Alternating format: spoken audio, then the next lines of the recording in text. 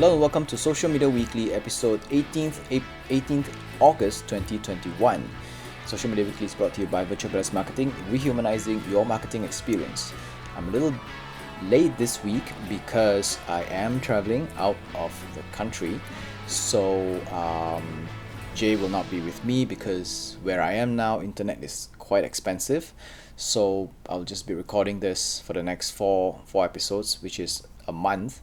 And when I'm back home, I will get back with Jay again and continue on with our usual banter. So in any case, this week's news, TikTok works with Vimeo and Canva.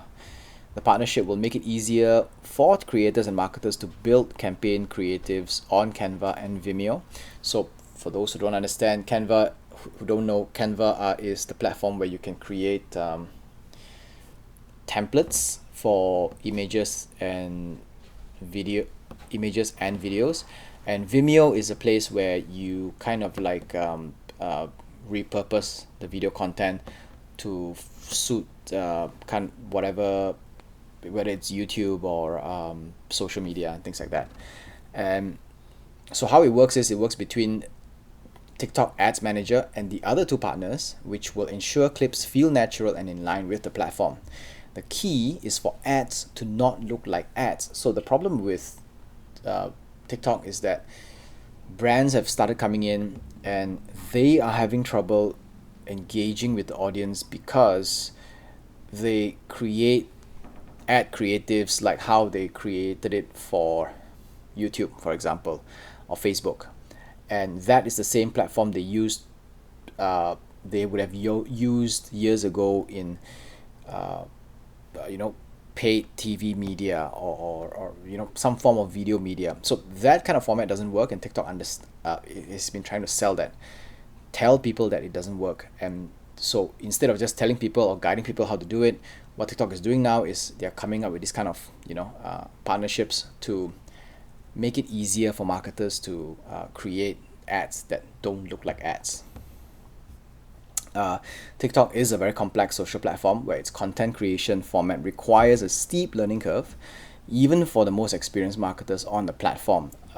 So far, very few marketers have found a formula to this.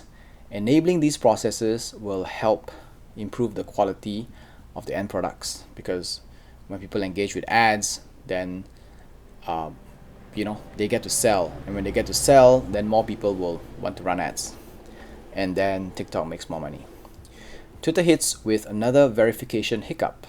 I did say earlier this year that Twitter will keep going through bottlenecks in its verification process, where people get blue ticks before it can actually catch up with the pent-up demand. They stopped taking in verification, I think it was in 2017, and then they reopened it again earlier this year. So there is a pent-up demand. A lot of people are making requests, and it went down for a while. The verification process stopped for a while, and then it continued again, and this time around it did stop again, and Twitter decided to pause and be able to handle the pent-up demand and sort out the kinks as well. During the process of verifying users, Twitter's system has in the past mistakenly verified users who did not request for the tick. Congratulations for those who got their ticks, blue ticks, without even applying for them, or it has even been given to some fake accounts. So Twitter said that at this point, everyone who has been given the blue ticks will get to keep them. It will ultimately create a lot of confusion as to what kind of privilege this blue tick even means for people, because it's supposed to be for people with some form of special, I guess, influence in the media. But now anybody with a bunch of followers can and will be able to get it, and that is a bit of a takes away the privilege of the blue tick. But I do hope that Twitter, after this verification thing happens, they create a kind of system to actually vet through all the blue ticks again and see again who deserves to have the blue tick and who does not deserve to have the blue tick, and then kind of cull them to bring back the privilege of the blue tick. End-to-end encryption comes to Messenger. Facebook's Messenger app finally gets end-to-end encryption on, which was initially promised to users years ago. I think it was a couple of years ago. The encryption will be made available to video, audio, and text chats. Users will know if their chats are encrypted if they have a little notification at the top center of the chat screen, similar to what we see in WhatsApp and Instagram. It says chat is end-to-end encrypted. Some of the Messenger users have already had access to encrypted text for a while, but this rollout will be made to everyone, hopefully very soon. This move is part of Facebook's commitment to encrypt the messaging and chats for all their chat platforms, including Facebook Messenger, WhatsApp, and Instagram Direct. But according to our report last week, where Facebook and other companies are working on methods to snoop on encrypted chats without decrypting them, we don't know if this is helpful at all, because the point of being encrypted is that nobody can have access to it. And if these companies who encrypt all our chats also have a master key or skeleton key to go in and have a look at what we are talking about and what content, well, which they say they are not decrypting them, but what's the difference, right? If you can see it, you essentially would have decrypted it. And if they can create the technology to snoop on our text, who's to say other people won't have the ability to do that? So yeah, that beats the whole end-to-end encryption thing. WhatsApp tests chat import between iOS and Android. Quite possibly the most important update on WhatsApp is finally coming to us. Users will eventually be able to import chats between iOS and Android. Everybody's been waiting for this for the longest time. For parts of the world where people rely primarily on WhatsApp as their main chat, like Malaysia, the lack of this feature has prevented many from switching back and forth between mobile operating systems. So we don't live in a world where most people use iMessage,